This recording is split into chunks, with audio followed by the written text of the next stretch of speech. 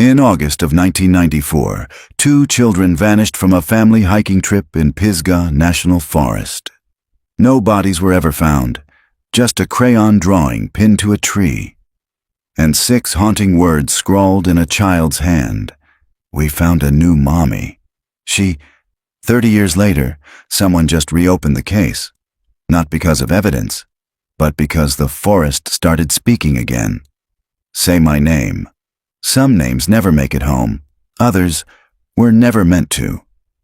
Subscribe if you want to know what's buried beneath the roots. August 1994, Pisgah National Forest, North Carolina. The fog hung low that morning, blanketing the Appalachian Range like a secret whispered too quietly to be understood. The Carter family, David, Elaine, and their 7-year-old twins, Lily and Caleb, had chosen this weekend for a bonding hike. They were staying at a nearby rental cabin for 3 days. It was David's idea. After months of quiet arguments, veiled silences, and missed dinners, he had sold the idea with forced enthusiasm. "Fresh air," he'd said, "does wonders." They parked their sedan at the gravel pull-off around 7:12 a.m. David marked the trailhead sign with a thumbs up for the camcorder. Elaine, visibly tired, kept glancing at her watch. The twins trailed behind, dragging their toy backpacks and exchanging private giggles. Lily had packed a plastic unicorn, Caleb a Spider-Man figure with the paint scratched off its face. The children's trail, as the sign read in bold wood-carved letters, had recently been reopened. It was originally part of a logging route in the 1930s, now repurposed for family hikes. Short, safe, well-marked. But what happened that morning would dismantle the illusion of safety forever. By 3:27 p.m., the first 911 call was placed. Elaine was screaming, her voice cracked with panic. "We lost them, both of them. We only turned around for a second. They were just there." The dispatcher struggled to get coordinates as David's voice cut in, breathless and ragged. "I told them not to go ahead. Caleb said he saw a cabin. He said he saw something in the woods." When rangers arrived, the parents were combing the edge of the trail in erratic circles, calling names until their voices went hoarse. No broken branches, no signs of a struggle, no blood. No shoe prints beyond a short distance from where the children were last seen. Just one thing. About 100 yards off trail, pinned to a tree with an old railroad spike, was a torn piece of sketch paper. It depicted 2 small stick figures, holding hands, and a third, taller figure drawn in red crayon. No face, no arms, just long legs and a round head. Scrawled in shaky handwriting, "We found a new mommy. She lives under the roots." The room smelled of damp paper and old coffee. Detective Jessa Morgan pulled on the fluorescent chain above her desk, casting a harsh white glow over a mountain of file boxes. She hated this room. It felt like a graveyard, not for people but for truth. Cases left here never found resolution. They just faded. She sat at the far end of the Asheville County Police Department's records wing, in what used to be a storage room. Now it housed the cold case unit, a 3-person team operating under a tight budget and even tighter scrutiny. At 43, Jessa had the hardened eyes of someone who had worked homicide too long but still believed in resolution. Not justice, not anymore. Just truth. The kind you could document, process, and file.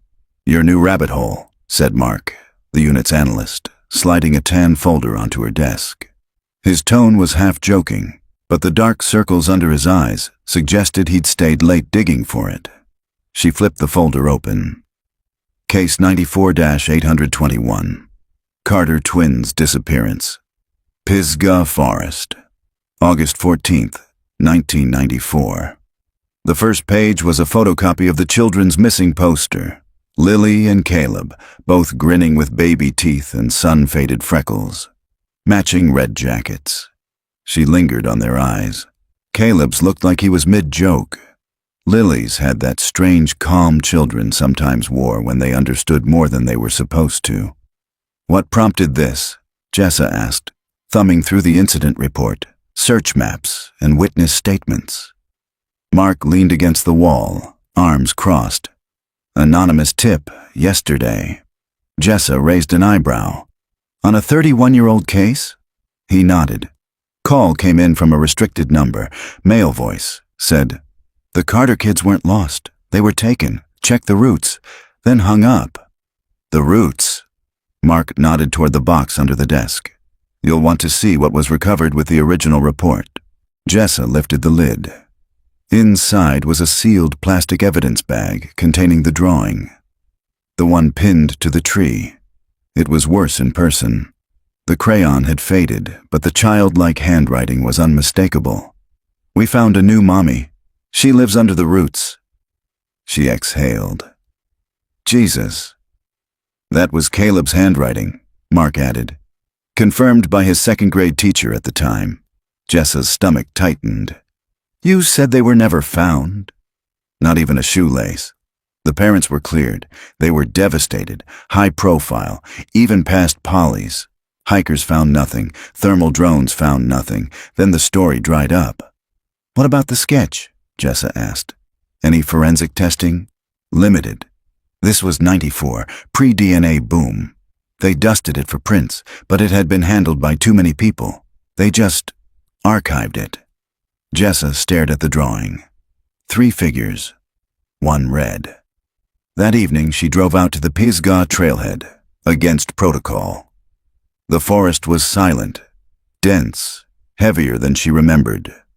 30 years of overgrowth had blurred the landscape, but the children's trail sign remained, aged, the lettering sunken like carved skin. She walked until the temperature dropped slightly. A bend in the trail opened to an old wooden mile marker, half rotten. And then she saw it. The tree, thick, split near the base, with roots that curled like fingers above the soil. The same one shown in the crime scene photos. Jessa knelt and ran her hand over the bark. A faint rust ring remained where the railroad spike had once been embedded. Her hand trembled. From the shadows behind her, a faint crunch of leaves. She stood quickly, reaching for her holster. Nothing. The woods were still. Too still. The next morning, she filed the paperwork to reopen case 94-821. Her superior, Captain Breyer, frowned. We're 2 weeks from budget review. You want to chase ghost stories? I have a credible anonymous tip and physical evidence that was never fully analyzed. Credible? He scoffed. You don't even have a callback number. I also have a sketch made by a child that suggests abduction. You have fiction. Jessa leaned forward. If there's even a chance those kids were taken, if someone knew where they went, we need to act. Breyer rubbed his eyes. You have 2 weeks. No overtime, no press. She didn't need fanfare, just time.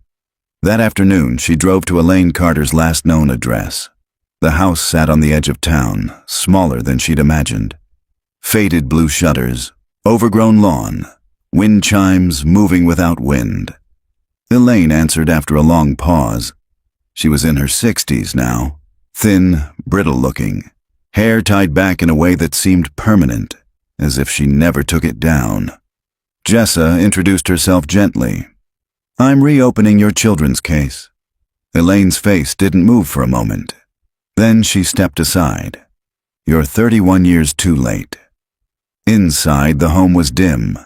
No children's photos on the walls, only paintings of trees, roots, and mountain ridges. Elaine offered tea. Declined.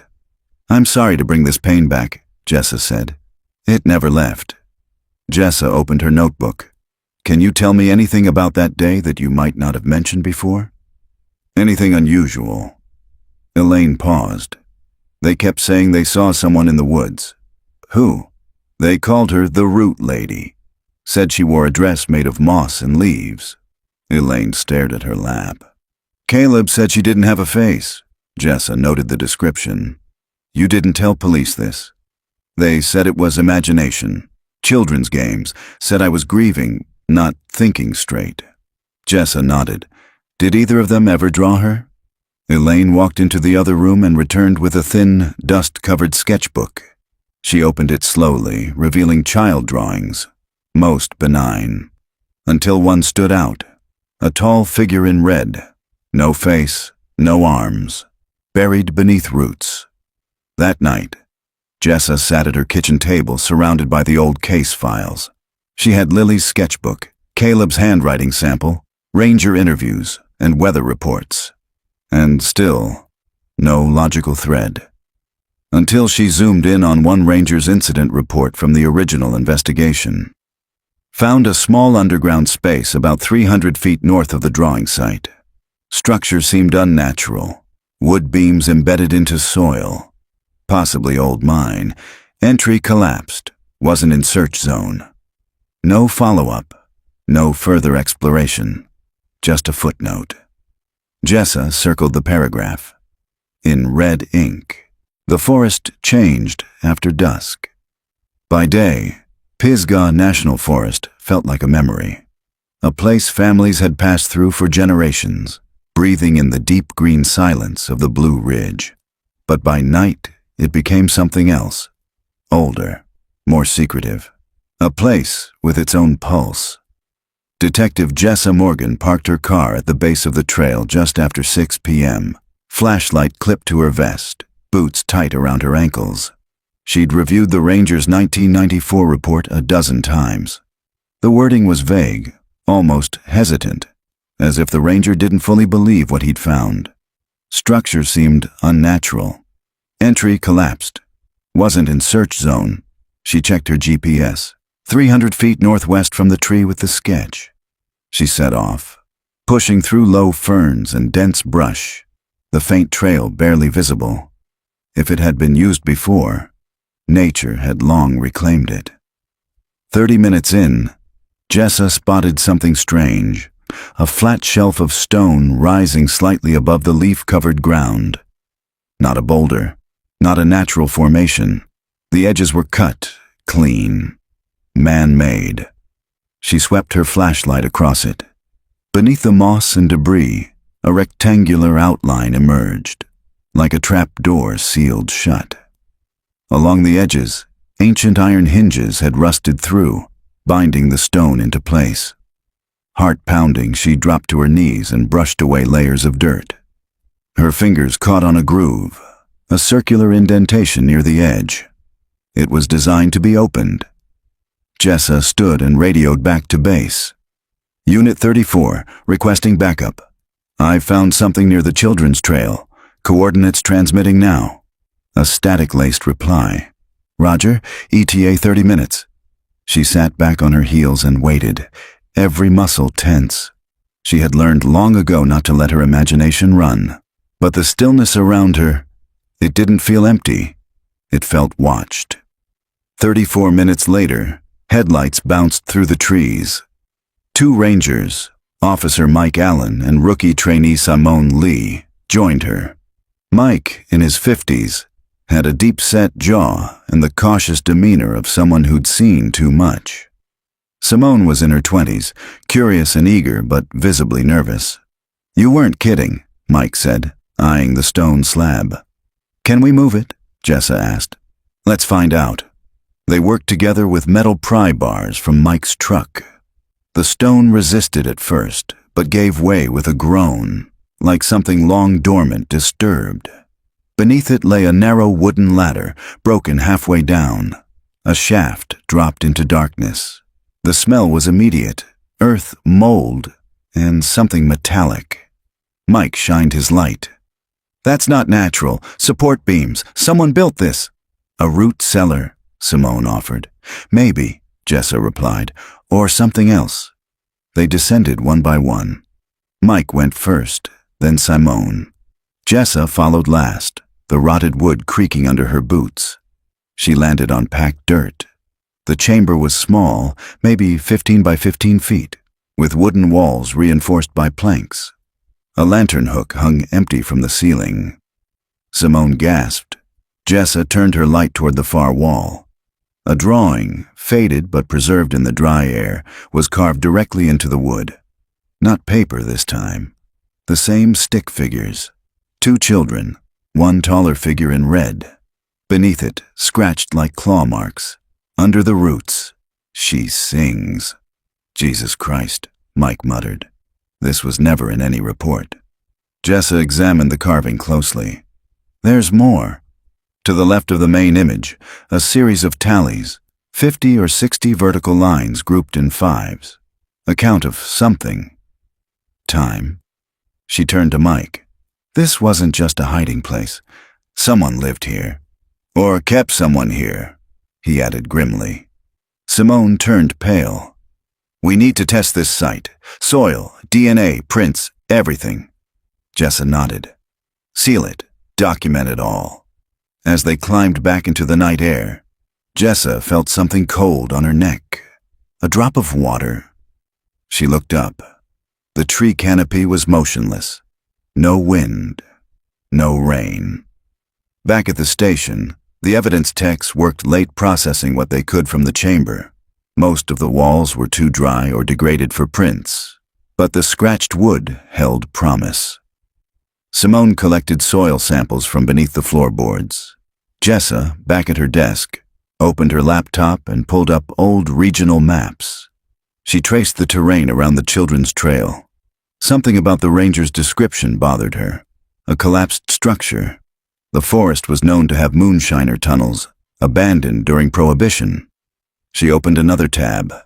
Missing persons reports from 1970 to 1995, all within 50 miles of Pisgah. 12 cases, 7 children, 5 adults. All unsolved, all hikers. And in 4 of them, she found a pattern. Drawings left behind. Descriptions of a woman in the woods. Claims of being watched, lured, or led away. One note from 1983, written by a missing girl's brother, sent a chill through her.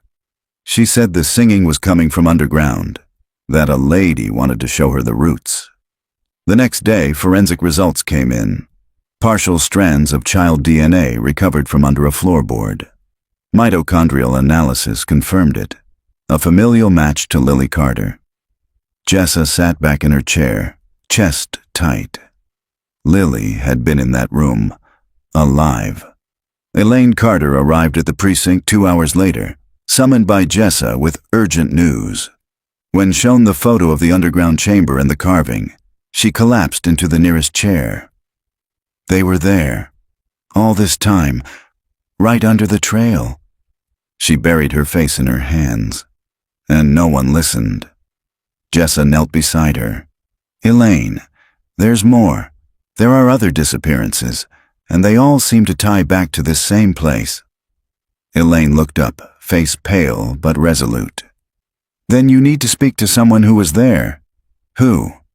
Elaine hesitated. David, my ex-husband, Caleb's father. I thought he moved away. He didn't. He lives in the woods now, not far from where it happened. Jessa stared at her. He stayed? Elaine's voice trembled. He's been looking, every day, for 30 years. The cabin didn't exist on any map. To find it, Jessa had to follow Elaine's hand-drawn directions. A winding series of back roads off Highway 276, past the cemetery, then a rusted gate chained but unlocked. From there, it was a slow mile by foot. Overgrown forest pressed in from both sides, the trail narrowing to little more than animal tracks. Her boots sank into the loam as she approached a clearing. The cabin stood at the center, skeletal and silent. The wood was weathered gray, the roof partially collapsed, and the porch was cluttered with firewood, tools, and jars filled with murky fluid. A long dead deer skull was nailed above the door. She paused. David Carter, she called. A pause, then a voice from within. Leave the gun on the porch. She stepped slowly up the stairs, unholstering her sidearm and placing it on a bench. The door creaked open. David Carter stood there, bearded, gaunt, his face a gaunt map of scars and sun damage. His clothes were mismatched layers of flannel and canvas. His eyes, sunken but alive, met hers with quiet calculation. You the cop? I'm Detective Jessa Morgan. He stepped aside without another word. The inside was worse. Piles of books, maps nailed to walls, photographs, some faded beyond recognition, strewn across tables. At the center of it all was a massive corkboard covered in red string, pins, and note cards. It looked like madness, but it was organized. David poured her a cup of instant coffee and motioned for her to sit. She declined the drink. "I spoke to Elaine," Jessa began. "We found a buried chamber near the children's trail. Your daughter was there." He flinched. "Alive?" he asked, barely a whisper. Jessa paused. "There were traces of her DNA, but that's all." David nodded, eyes glassy. I always knew she was down there. But no one believed me. They said I was grief mad. They were right." "You stayed here," Jessa said quietly. He gestured around. "I couldn't leave. Not while she might still be out there." Jessa moved closer to the corkboard. She recognized some of the photos, missing children. She touched a note dated 1977. "You've tracked others?" "Before my kids, after, all near Pisgah. Disappearances with no sign of struggle, always kids, always close to this stretch of trail." Jessa scanned a group of hand-drawn maps, eyes settling on one that marked a symbol, an eye inside a root. "What's this?" David turned. "I call it the mouth." "Excuse me? It's not just a cave, it's something older. The place we found, it's one entrance. There are more, all connected, tunnels like veins under the forest." "That's folklore. It's more than that. These forests were considered cursed long before settlers came. Cherokee wouldn't cross certain ridge lines. They called it the place of singing dirt." He gestured to a book. "And you think this mouth or network is behind the disappearances?" "I know it." Jessa took a deep breath. "David, what did Caleb say to you before he vanished?" David stared into the dark corner of the cabin for a long moment. Then he spoke. "He was always drawing her, the root lady. At first I thought it was a phase. Kids see shadows in trees and make stories. But he'd wake up screaming. Said she whispered to him at night, told him to come find her, that she had a secret garden under the ground." Jessa said nothing, just listened. "One day, a week before we went hiking, I found a sketch in his room. Not his usual crayon scrawls. This was detailed, obsessive.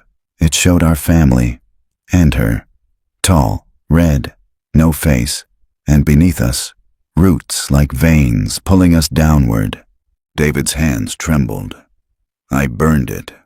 I was scared. Not of the drawing, but of how real it looked. Like he'd seen it with his own eyes." Jessa moved to another section of the corkboard. Pinned near the center was a photo of a tree, one that twisted unnaturally, with its roots tangled above the ground. The caption beneath read, "She sleeps beneath the crooked birch." David followed her gaze. "That's where they go. I've tracked them at night. Movement, footprints, never more than 2. Sometimes just 1, small, barefoot. You think someone's still out there? I know they are." Jessa took out her phone and showed him the drawing recovered in 1994. David's face crumpled. "That was Caleb's handwriting," he whispered. "They found a new mommy." She nodded. "We believe whoever took them used that chamber, but we also think it wasn't the only one." David stood suddenly and pulled open a drawer. He handed her a photo. It showed the same kind of trap door, half buried in earth, surrounded by dead vines. "Taken this spring, 10 miles west of the first site." "Why didn't you report it?" "No one listens to a man who lives in the woods." Jessa studied the image. The door looked nearly identical. "There's more," he said. "I found another drawing, last month." He pulled it from a weatherproof folder. The sketch was crude, but haunting. A child's rendition of someone reaching out from the ground. A speech bubble read, "Don't go to sleep or she'll take your name." "Where did you find this?" Jessa asked. Wedged in a tree knot, fresh, not weathered. Maybe 2 weeks old. Which means she's still taking them. Later that night, Jessa returned to her car, mind spiraling. She didn't know what disturbed her more, David's obsessive research or the fact that it all lined up. What if this wasn't over? What if the Carter twins weren't the only ones who were lured? She drove the dirt trail back toward the main road, headlights bouncing over trees. Then, at the very edge of the forest, her brights caught a shape on the side of the trail. She slammed the brakes. A wooden doll, crudely carved, sat upright on a moss-covered log. It wore a red dress made from faded cloth. No face, no arms, just long legs. Jessa stepped out of the car slowly. Pinned to its chest with a twig was a folded piece of paper. She opened it. A child's drawing. 2 new figures. One taller, one small, holding hands. Beneath them, in smeared graphite, Caleb says we can come back now. He says she's asleep. The investigation was no longer unofficial. After Jessa filed the latest evidence, DNA from the underground chamber, the new doll, and the fresh child's drawing, the case was formally reopened under the North Carolina Bureau of Investigation, NCBI. But Jessa kept led. By the end of the week, she'd assembled a special task group. Simone Lee, the ranger trainee with field knowledge and a steady hand. Dr. Devin Rourke, a forensic anthropologist with wilderness recovery experience. Kendra Chase, a search and rescue specialist and former military tracker. And reluctantly, David Carter, the father who never left. Captain Breyer had protested, of course. He's unstable, Morgan. He's not a cop. He knows the ground better than anyone, she'd replied. And I trust him. That trust would soon be tested. August 26th, 6:43 a.m., Pisgah National Forest. Search Zone 3. The air was already hot by sunrise. Mist curled through the trees like the breath of something sleeping. The team assembled near a ridge that overlooked Hollow Fork, a narrow stretch of untouched forest dense with pine and moss. The second trapdoor, the one in David's photo, had been spotted somewhere near here. They fanned out in formation, 2 up front, 2 behind, 1 in the center. For an hour, they found nothing. No movement, no tracks. Then Simone called out, "Here!" They gathered around her crouched figure. She pointed to the moss-covered ground. A pattern of flattened earth in a perfect rectangle. Buried, covered with bark and leaves, but faint lines betrayed the edges of something man-made. Kendra dug with her multi-tool, clearing dirt gently until wood surfaced. Not rotted. Fresh enough to creak when she tested it. Another door. David knelt and traced the edges. "She's been here." "You keep saying she," Dr. Rourke said, frowning. "You believe this is the same person? Across decades?" David didn't look up. "I don't think she's a person anymore." They opened it cautiously. Beneath lay a shaft, about 10 feet deep, reinforced with rotted timbers. At the base, a narrow tunnel, barely wide enough for a person to crawl through. Kendra tied a rope to her harness. "I'll go." "No," Jessa said. "We go in pairs. Simone, you're with me. Kendra, stay topside and prep gear. Devin, log everything." David looked like he wanted to argue, but didn't. Jessa and Simone lowered into the dark. The tunnel was tight, the air stale with mildew. Flashlights barely cut the black. After 10 yards, the passage opened up. A small chamber, round, no more than 6 feet across. Wooden beams supported the ceiling, and again, on the walls, scratched drawings. Children. But these were different. Not stick figures. They were realistic. Dozens of children, etched with surprising detail. Some were sleeping, others looked wrong. Eyes too wide, mouths turned unnaturally upward. One wall held a series of names, carved hastily. Caleb Anna Jody Tyson, Rachel Dawn. "Jesus," Simone whispered. "These are real." Jessa photographed each one. "We need to compare these with the old missing persons records." In the corner of the chamber, something rustled. Jessa turned her light. "Movement. Stay behind me." She stepped forward, heart hammering. A tangle of burlap and branches. But beneath it, bones, small, scattered, chewed. Simone covered her mouth. "Is that human?" Dr. Rourke's voice crackled over the radio. "I'm picking up irregular EM readings from above. Are you two all right?" "Found a child skeleton. At least one, possibly more. Send down the recovery kit." Jessa moved to the far wall and saw something new. A fresh message, scratched violently. "Don't wake her up." Back above ground, the air was different. Heavier. Kendra sat on a log, pale and sweating. Her eyes were unfocused. "You all right?" Jessa asked. I heard something." "What?" Kendra's eyes widened. "Singing. It was soft, like a lullaby. In another language, maybe." "No one else heard it?" Everyone shook their heads. Jessa turned to Simone. "Stay with her. Get her some water. Devin, scan her vitals. I want to know if there's an environmental trigger down there." "Could be radon," he muttered. "Or high CO2 levels." Jessa didn't respond. She kept hearing something too. Not a voice exactly. More like a hum vibrating behind her ears. 2:17 p.m. They returned to base camp with the recovered bones, photographs, and carved names. Devin began preliminary forensic work immediately. It would take time for DNA confirmation, but he was already certain. The remains are human, juvenile, at least 3 individuals. All died from blunt trauma, skull fractures, possibly inflicted by wood or stone, post-mortem damage from animals. Estimated time of death? Varies. One set is recent, within the last year. Jessa stared at the bones. This wasn't ancient horror. It was ongoing. That night, the team stayed at a ranger outpost. No one slept. Simone sat cross-legged by the fire, staring into the flames. "Did you hear it?" she asked Jessa quietly. "Hear what?" "In the tunnel, when you looked away. For just a second, there was a voice." Jessa said nothing. She didn't trust her own mind anymore. Later, Jessa reviewed the audio recording from her body cam. She hadn't listened closely before. She fast-forwarded through static, whispers, boots on wood, rustling. Then she heard it. A voice. Software female. Faint. Almost a lullaby. It repeated a phrase.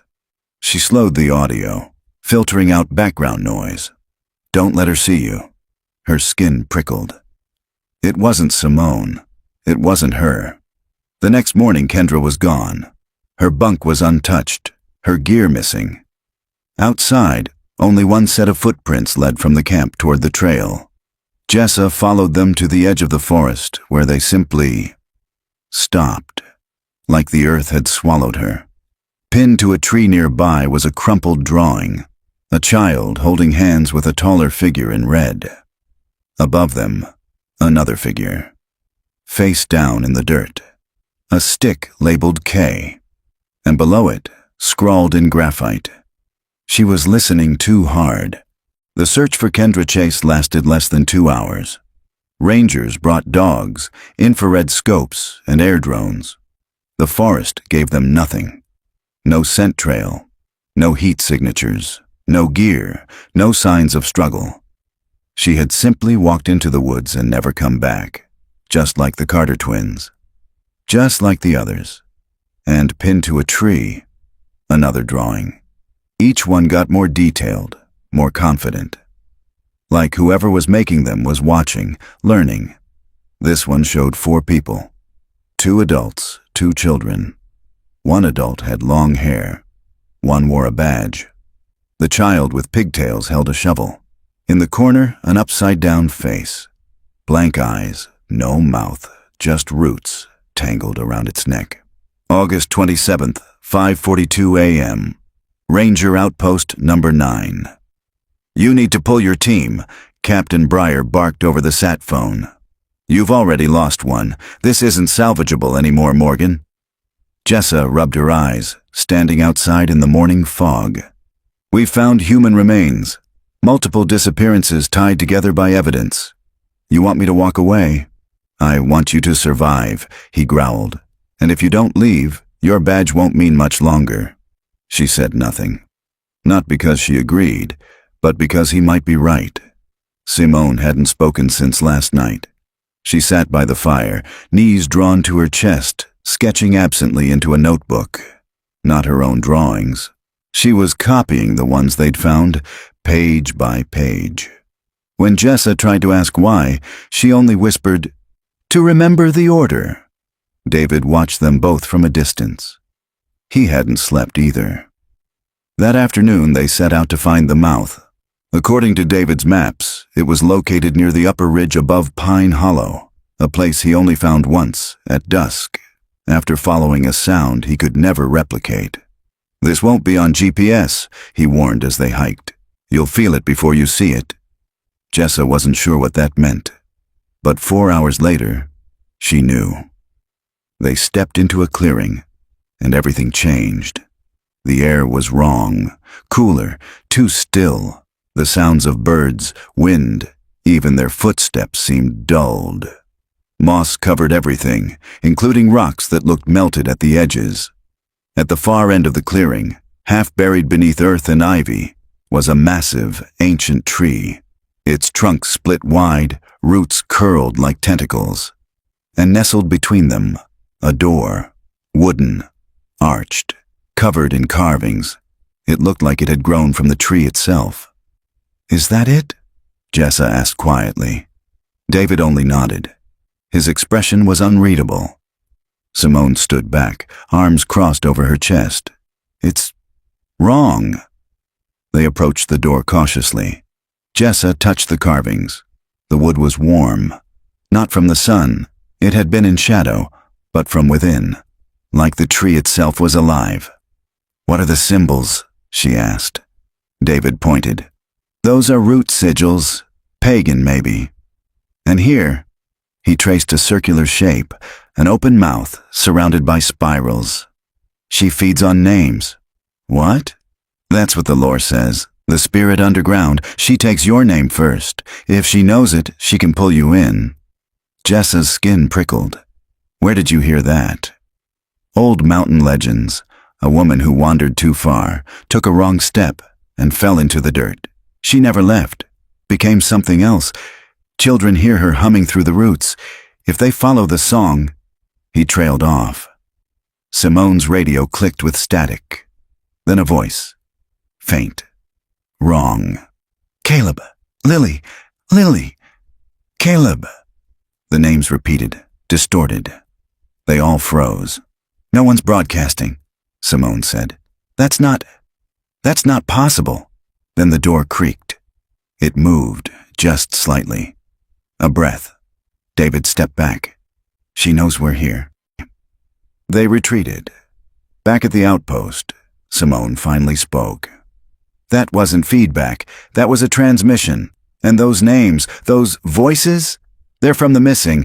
I've been reviewing the audio logs. It matches the cadence of old family videos. You can match the pitch. Caleb's voice when he was 7. Lily's laugh. Are you saying..." "I don't know," Simone interrupted. "But something's recording them, mimicking them." Dr. Rourke, reviewing the recovered bones, confirmed the newest set belonged to a girl between 6 and 9 years old. DNA was inconclusive, but the timeline fit. It could be Lily, or someone else. Simone looked up from the sketchbook. "She's growing stronger," she said. "What do you mean?" "She used to leave drawings. Now she's using names. She's calling them."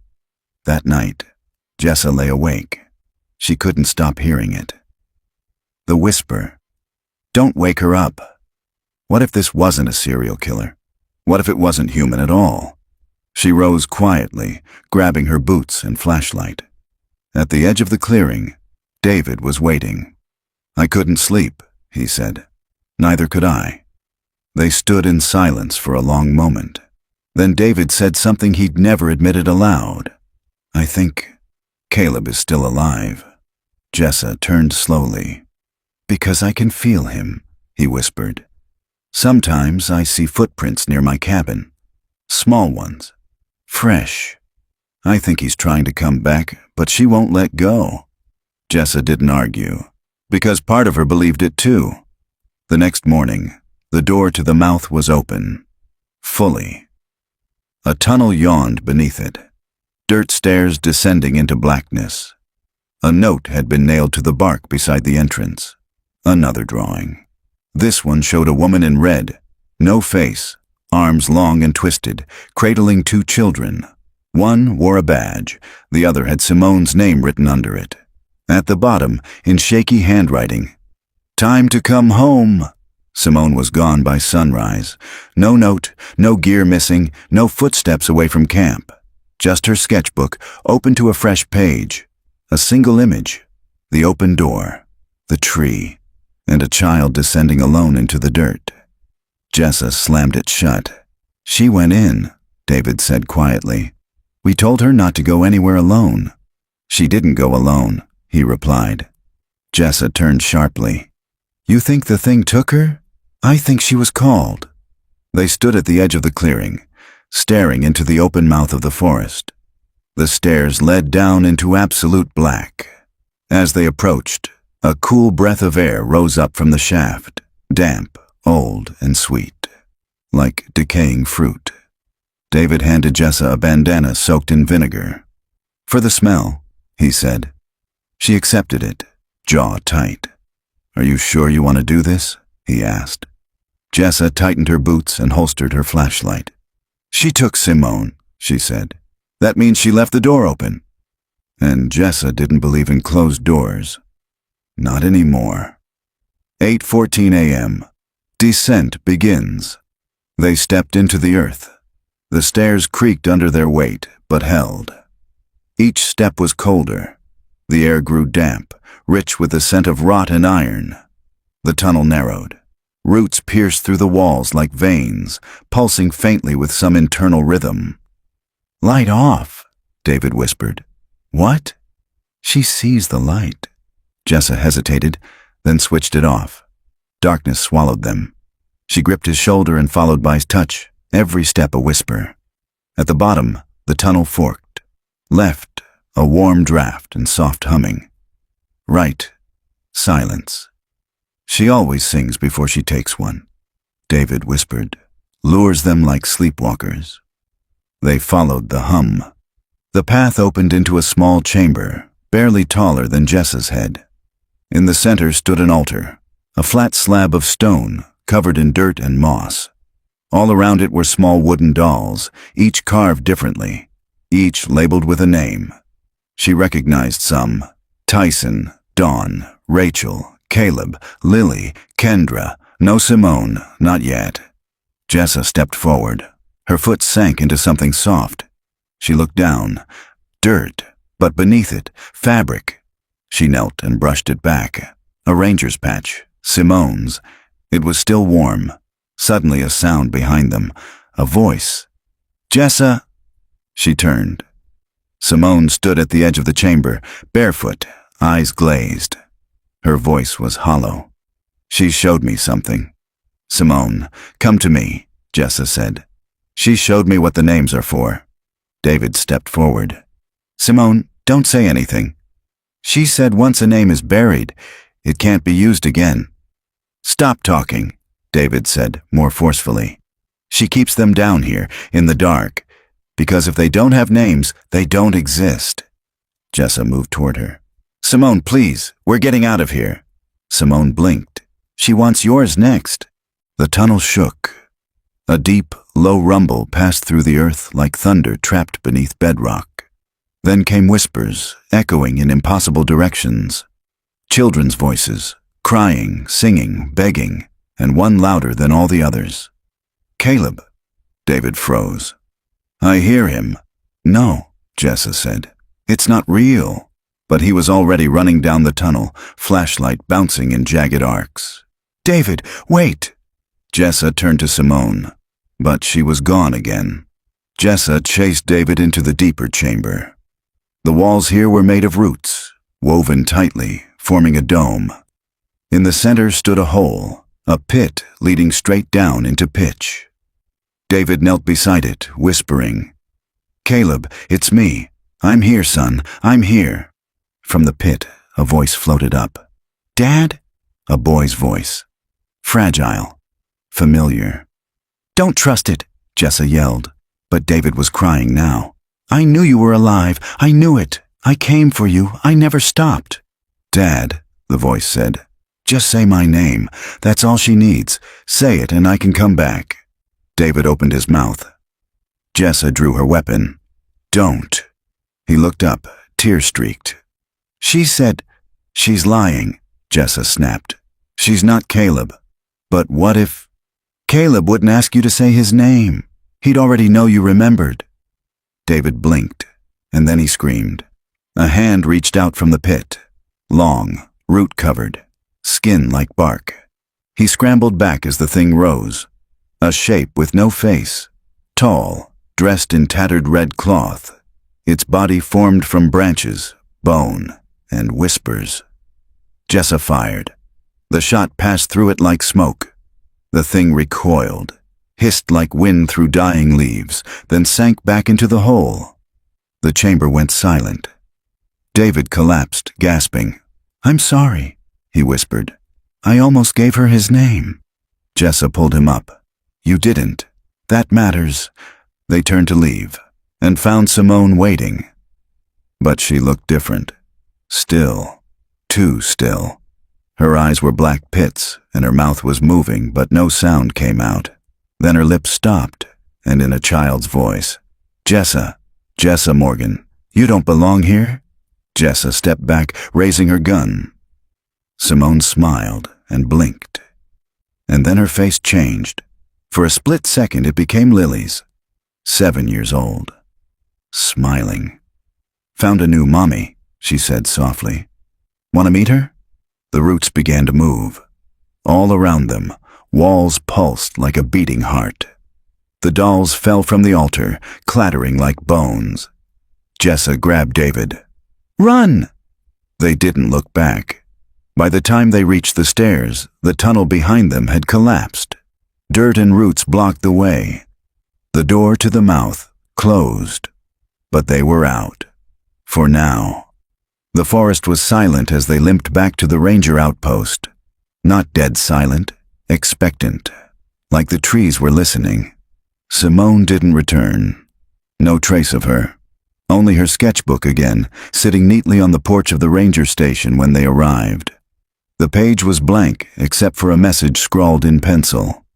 "Names are doors." You opened one. David slept for the first time in 3 days. Jessa didn't. She pored over Simone's notebook, studying every sketch. Some were clearly drawn before they entered the mouth. Records of evidence, timelines, names. Others, though, they weren't hers. The style changed, became more childlike, more erratic. One page simply repeated the phrase, "She is the name under the soil." She is the name under the soil. Another showed stick figures with no heads. Beneath them, "If you forget who you are, you stay." Jessa stepped outside into the pre-dawn cold and lit a cigarette with shaking fingers. She hadn't smoked in 4 years. The forest loomed. The mouth was closed, but the feeling hadn't left her. Something had marked her down there. Not physically, not yet. But it was coming. August 29th, 7:30 a.m. Carter family cabin, isolated ridge. Elaine. Carter hadn't been contacted yet. She didn't answer her phone. Hadn't left the cabin in weeks. Jessa decided to tell her in person. The drive was winding, narrow. When she arrived, Elaine opened the door slowly, as if expecting someone else. "I'm sorry," Jessa said. "We found something, again." Elaine nodded, almost calmly. "It's never over, is it?" "No," Jessa said. "Not yet." Inside the cabin, nothing had changed. Same paintings of trees. Same silence. But this time, Jessa noticed something new. a faint trail of dirt leading down the hallway, into the children's old bedroom. Elaine followed her eyes. I thought it was just the wind. Jessa stepped quietly to the room and opened the door. The beds were still made, the toys untouched, and on the window pane, drawn in condensation and dust, were 2 small handprints. Beneath them, a single word, Dad. Jessa stepped closer. Etched faintly into the wooden windowsill, almost invisible unless you looked at the right angle, was a name. Caleb. She ran her fingers over the letters. Fresh. Elaine was behind her now, silent, shaking. He's still here, she whispered. I think he's trying to get out, Jessa replied. Elaine sat on the edge of the bed. She kept him all this time, and Lily, and now Simone. She feeds on names, Jessa said. When someone says a name or forgets it, it's like she gains power over them. Elaine looked up. But Caleb still remembers who he is. Jessa nodded slowly. Maybe that's why he hasn't disappeared completely. That evening, Jessa returned to the outpost and pulled every record from the 1994 investigation again. There was one report that had never been digitized. A handwritten interview from a retired fire lookout, now deceased. His name was Elias Brantley, and he'd worked near Pisgah for decades.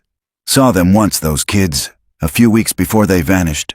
They were on the trail near the old burial ridge. The boy was humming. The girl was whispering to herself.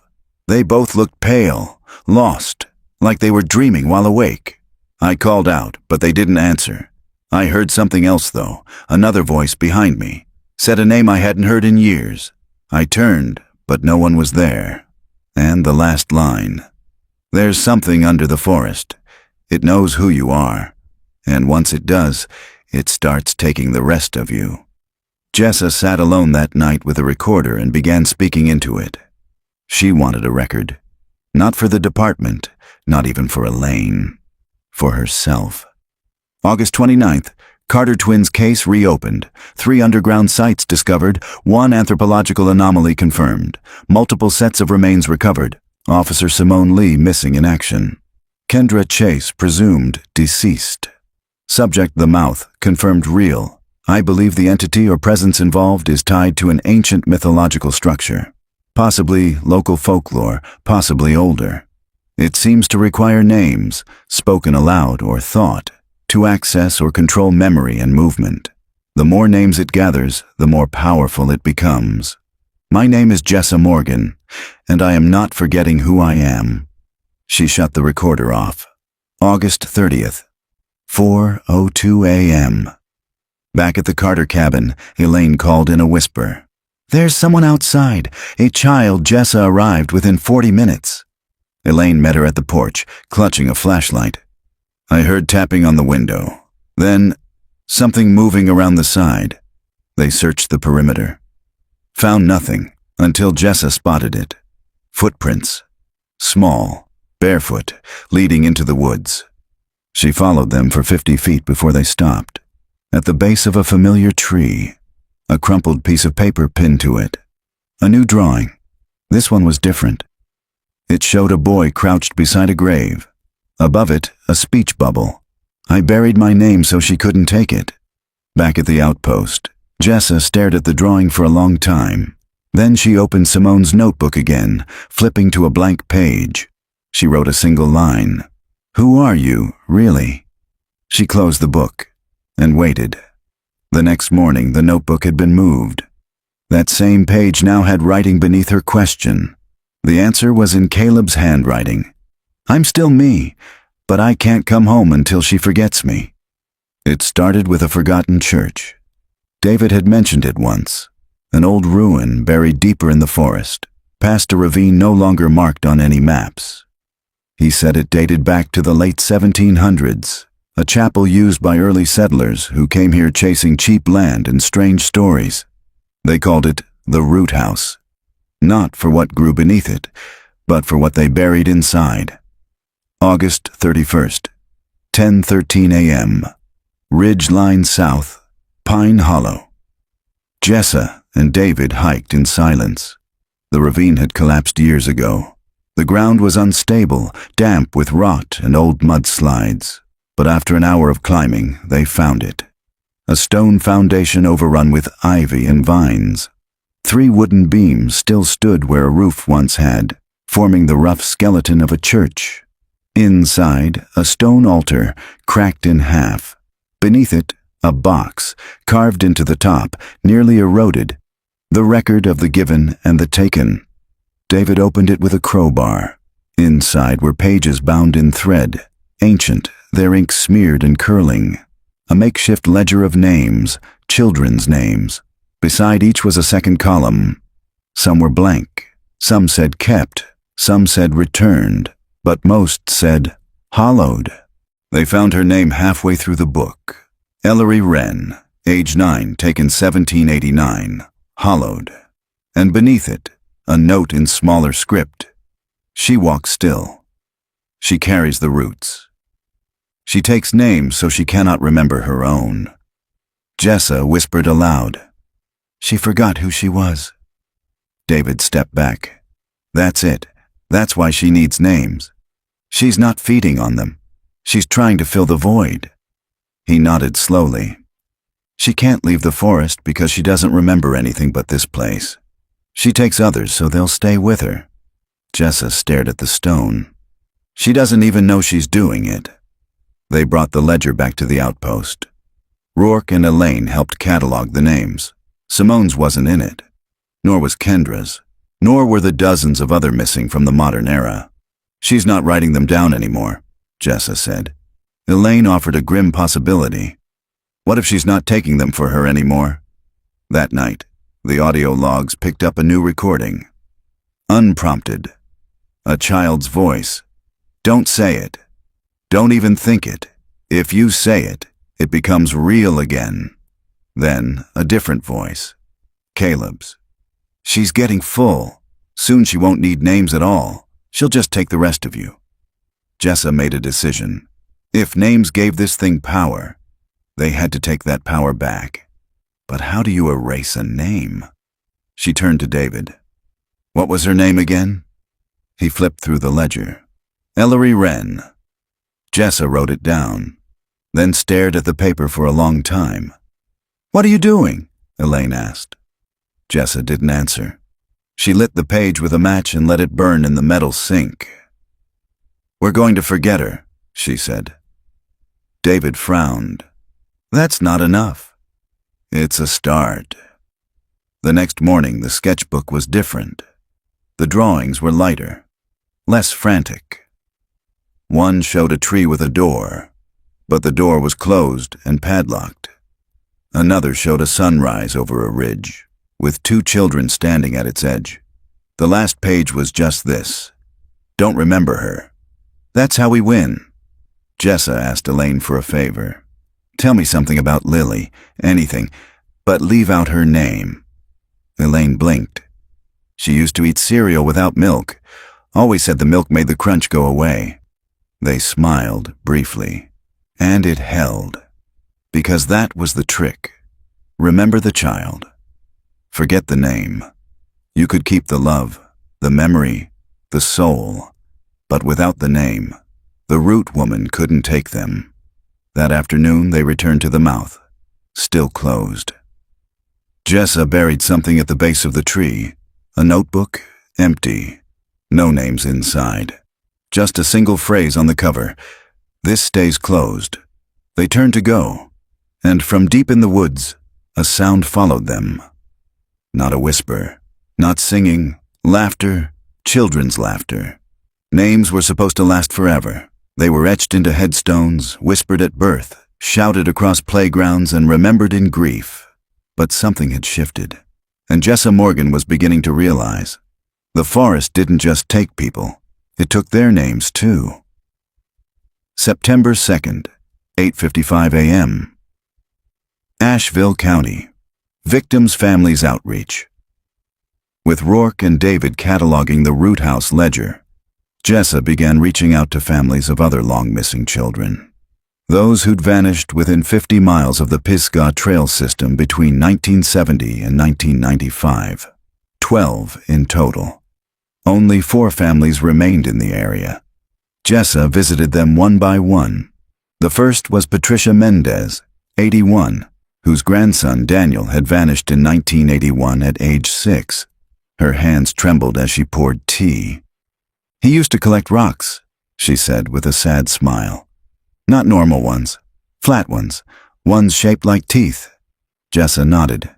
"Do you remember what he looked like?" "Oh, yes," Patricia said. "He had a scar right here." She traced her chin. "Tripped over a shovel once." Jessa hesitated. "What was his favorite toy?" Patricia blinked. "Oh, I don't—" She closed her eyes, visibly straining. "I can't picture it," she whispered. Jessa leaned forward. "His name. Say it." Patricia tried. Her lips moved. No sound. She began to cry. "I knew it all my life. I used to say it every day. Now I only remember that I loved him." The second family was a father, Michael Griggs, whose daughter had gone missing on a school field trip in 1975. He'd moved to a small assisted living home just outside Weaverville. She showed him a photo recovered from the cold case files, his daughter at age 7. He studied it. "That's her. I remember that face." "What was her name?" Jessa asked gently. He looked puzzled. That's my girl," he said. He couldn't say it. All 4 families told similar stories. They remembered the children, their personalities, their smiles, their strange habits. But the names had faded, as if time had worn them smooth, or something had intentionally scraped them away. Back at the outpost, Jessa shared her findings with Elaine and David. "She's severing the link between memory and identity," Jessa said. "When the name is gone, it's harder for them to be found, even harder for them to come back." Elaine stared at her hands. "But you remembered Lily." "No," Jessa said quietly. "You did. You protected her name. And maybe that's why Caleb is still fighting." That night, Jessa dreamed of the Root Woman. She was standing in a vast underground chamber, arms of tangled limbs and vines, head bowed, whispering dozens of names, none of which Jessa could hear. One child stood across from her, a boy, Caleb. He didn't speak, but he was smiling, and in his hands was a blank name tag. He placed it over his heart, and vanished. She woke in a sweat. The audio recorder on her nightstand was running. She hadn't turned it on. The playback was faint, but the voice wasn't hers. "You'll forget. You all forget." And then, quietly, "She's not done." September 3rd, 6:42 a.m., return to the mouth. The clearing was different now. No birds, no mist, just the tree, quiet and massive, like a monument to something no one remembered. David stood beside it, holding a can of paint. "What's that for?" He pointed to the tree's base. "We mark it." Jessa nodded. Unmissable. They painted a large white X across the roots, and then beside it, David wrote, "Do not name her." They planted cameras, audio devices, motion sensors, everything modern technology could offer. And then they walked away. That night, Jessa visited the county records office.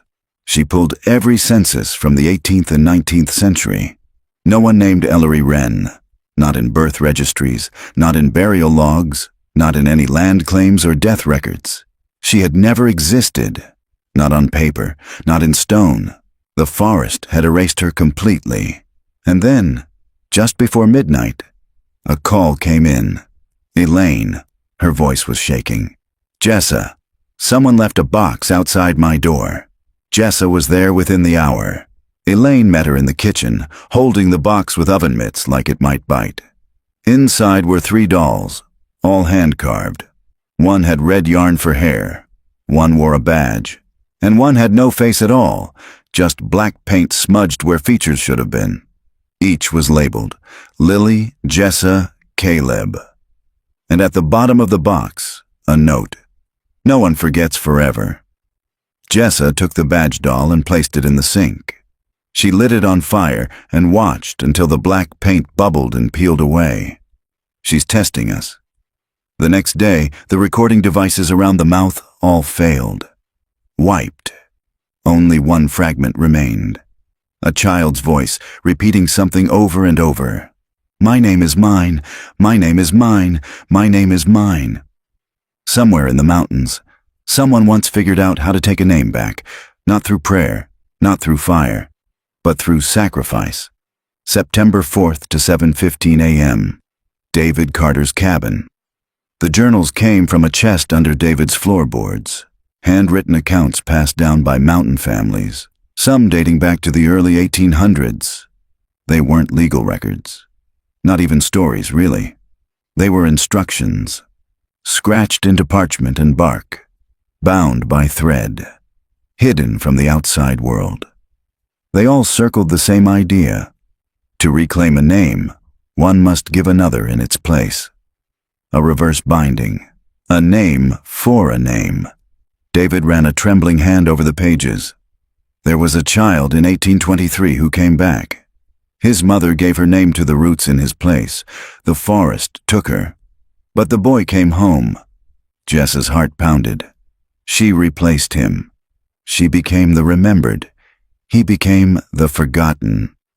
Elaine sat across from them, pale but resolute. So that's the choice, she whispered.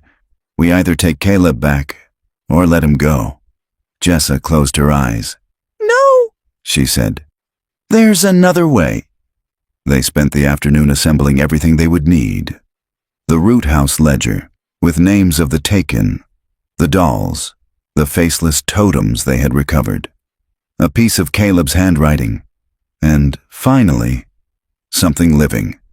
A memory of him no one else had. Not his name, not his voice. Just a moment. Elaine volunteered. She told them the story as the sun set.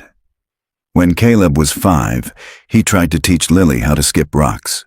She couldn't get it. She got frustrated. So he picked the biggest, flattest rock he could find and tossed it into the water. Didn't skip at all. He said, "See? Even I mess up big." She laughed. Softly. He wanted her to feel better, not perfect. Jessa wrote the memory down. Not the name, not the date, just the emotion, the feeling, the reason to come back. They returned to the mouth that night. It stood open again, no wind, no sound, just earth and black. Jessa held the notebook in one hand, the doll in the other. David carried the root house ledger. Elaine carried nothing. They descended in silence. The chamber hadn't changed, but something beneath it had. It was awake. They could feel it, like a second heartbeat beneath the soil. Jessa stepped forward and placed the doll on the altar. Then, beside it, the notebook with the memory. "I'm not giving you a name," she whispered. "I'm giving you a choice." The earth groaned. From the far tunnel came a whisper. Not in words, in feeling. Elaine stood beside Jessa. "I remember, my child. You can take my voice, but you can't take my love." She opened her mouth and said nothing. No name, just a song, software wordless, a lullaby. The same one she used to hum when Caleb couldn't sleep. The roots around the chamber trembled, then retracted. From the shadows came a figure, small, barefoot, covered in dirt. A boy. His eyes were wide, afraid, but aware. Jessa stepped back. "Caleb!" He didn't answer. Instead, he walked to Elaine and placed something in her hand, a rock, flat, wide. "Even I mess up big," he said. Then he vanished. Elaine dropped to her knees, sobbing. The rock stayed in her hand, real, heavy, solid. When they returned to the surface, the tree had withered, its leaves brown and curled. The padlock Jessa had painted on its trunk split down the middle, and on the ground, a name tag. Blank. No one had written on it. But in the dirt beside it, Caleb had scratched a message. "You didn't forget me." So she couldn't keep me. Back at the cabin, Elaine placed the rock on the mantel. No photo, no nameplate, just a symbol, a memory, and it was enough. That night, Jessa dreamed of the root woman again, but this time she was younger, a girl, sitting in a field, brushing her hair with a carved comb. No roots, no shadows, just light. She looked at Jessa and said, "Thank you." Then she faded. The mouth never opened again. The sketchbook pages stayed blank, and the whispering stopped. By the time they sealed the last chamber, the forest felt different, not safer, just emptier, like something had left and taken the gravity with it. September 5th, 9:12 a.m. Pisgah National Forest. Final site, Sector B7. The remaining underground site, the one west of the Children's Trail, was barely intact. It had collapsed inward, roots torn through the support beams like veins drying out. Dr. Rourke directed the final sweep, cataloging every splinter, scrap, and bone fragment. His voice, normally clinical, was subdued. "We've recovered the remains of at least 11 individuals," he said, "only 2 positively identified. Kendra Chase. And someone listed in the 1980 files as Jane Doe number 7, a girl missing from a nearby township whose name had been lost in local record misfires. Her family hadn't even known where to look." Jessa stared at the bagged evidence. "Do we tell them?" she asked. "Tell who?" "The families. If we can't give them a name." Rourke looked up, shadows under his eyes. "We give them something else." The state ordered the chambers permanently sealed, with reinforced concrete, flagged GPS fencing, and no entry status for all unmarked trails within a 5-mile radius. But Jessa kept the root house ledger. Quietly. It belonged in the dark, yes. But it also belonged remembered. Elaine returned to Asheville. She declined media interviews, declined departmental inquiries, declined the memorial. Instead, she painted. The first one she finished was a large canvas, 2 children holding hands on the edge of a trail, a sunrise behind them. No faces, just outlines. She titled it, "We Knew Each Other Once." David stayed in the woods, built a new cabin, smaller, off-grid. Jessa visited him once, bringing supplies. He didn't speak much, but before she left, he gave her a folded piece of paper. On it, a single phrase in Caleb's handwriting, "If you remember what I did, you remember me." Jessa returned to her apartment and locked the sketchbook in a drawer. She still dreamed. But now, it wasn't of the root woman. It was of the forest before, lush, alive, neutral. It had never meant to harm anyone, but something ancient had seeped into it. And now? Now it was just a place without names. September 12th at 3:31 p.m., NCBI archive room, final case log. Jessa placed a box on the archive desk. Inside, the dolls, now faceless. Photos of the mouths, now buried. Audio recordings, scrubbed of whispers. And a notebook, completely blank. The clerk reached for a form. Case name, Jessa thought, then smiled. No name. The clerk raised an eyebrow. Sometimes it's better that way. She signed the form, then walked out. Later, at home, Jessa stood in front of her mirror and repeated her own name 3 times. Jessa Morgan, Jessa Morgan, Jessa Morgan. It felt solid, unbroken. But just before bed, she found a slip of paper taped to her door. Folded, yellowed, unmarked. She opened it carefully. It was a child's drawing. Just 2 figures, one small, one tall, walking side by side toward the woods, and beneath them, scribbled in fading graphite. She doesn't need names anymore. She almost didn't open the notebook again. It had sat untouched in her drawer for over a week. Every time Jessa passed it, something inside her said, "Let it rest." But silence wasn't the same as peace. September 19th, 11:02 a.m., Jess's apartment, Asheville. The day started like any other. Coffee, case reports, a message from David about a trail camera knocked loose during the last storm. Then, on instinct more than reason, she opened Simone's sketchbook. Most pages were as she'd left them. Drawings of trees, underground maps, the root woman, names she could no longer pronounce, but buried near the back, a page that hadn't been there before. The paper was newer, smoother, inserted, not bound. A drawing, black ink, one continuous line, two people standing at the edge of a tree line. One held a lantern, the other a shovel. Their faces were blank. Behind them, half submerged in the forest floor, was a door, smaller than the mouth, but newer. And beside it, written in Simone's tight, angular script, one more.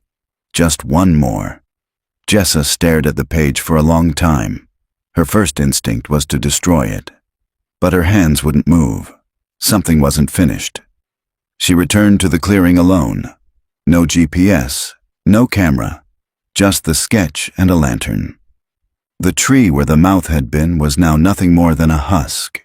Its bark had flaked away, revealing smooth gray wood beneath. No carvings, no signs of life. But nearby, at the base of a ridge, she found it.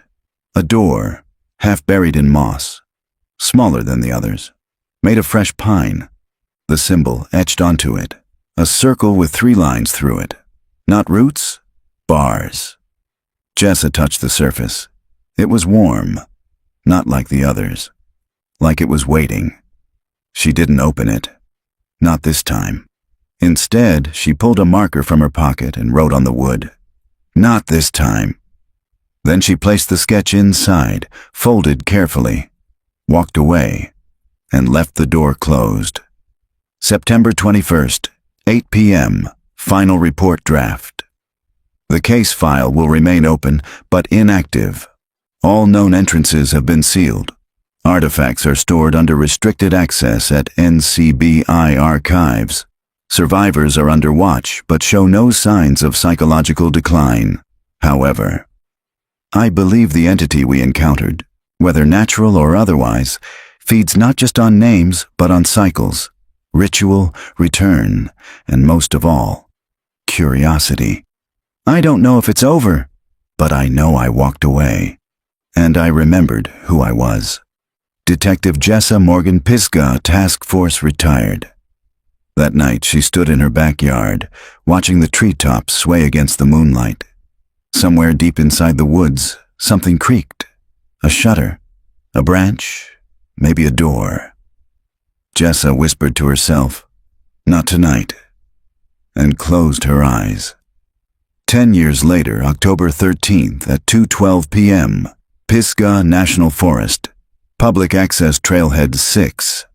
The children moved in clusters, bright backpacks bouncing, their teacher calling reminders from the rear. "Stay on the trail, don't wander off." A boy near the back, Milo, age 9, lagged behind. Not out of disobedience, just curiosity. The forest felt weird, like it was holding its breath.